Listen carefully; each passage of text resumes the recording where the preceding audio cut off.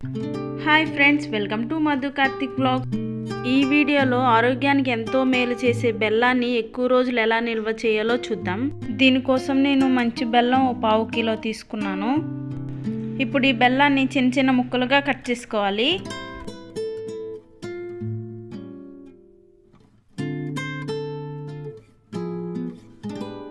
ఇప్పుడు stove on చేసి pan పెట్టి అందులో 2 కప్పుల బెల్లంకి 1/2 కప్పు నీళ్లు వేస్తున్నాను.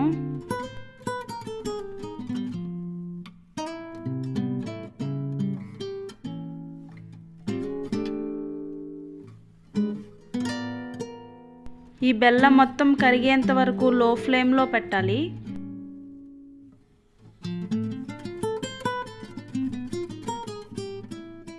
బెల్లం మొత్తం కరిగిపోయిన తర్వాత ఫిల్టర్ తీసుకొని చెత్తలు లేకుండా ఇలా ఫిల్టర్ చేసుకోవాలి.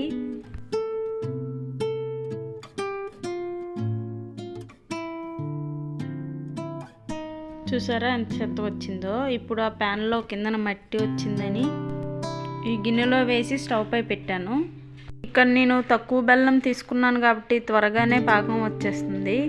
పాకం వచ్చిందో లేదో చెక్ చేస్తున్నాను. ఇంకో 5 మినిట్స్ మరిగితే పాకం రెడీ అయిపోతుంది. హై ఫ్లేమ్లో పెడితే పాకం పొంగిపోతుంది. మీడియం ఫ్లేమ్లో పెట్టి కలుపుతూ ఉండాలి. పాకం రెడీ అయిందో లేదో ఇంకోసారి చెక్ చేసుకుందాం. ఓకే, ఇలా ఉంటే సరిపోతుంది. మొత్తం నీట్గా ఒకసారి కలిపి స్టవ్ ఆఫ్ చేసుకుంటున్నాను. చల్లగా అయిన తర్వాత ఏదైనా ఎయిర్ ఫ్రీ కంటైనర్లో వేసుకొని తడి తగలకుండా జాగ్రత్తగా చూసుకుంటే 2 to 3 months పాడవకుండా నిల్వ ఉంటుంది. ఈ పాకంతో స్నాక్స్లా, స్వీట్స్లా చిన్నపిల్లలకి ఎన్ని విధాలుగా పెట్టొచ్చో నెక్స్ట్ వీడియోలో చెప్తాను. Stay tune. Thanks for watching. Please subscribe my channel for more videos.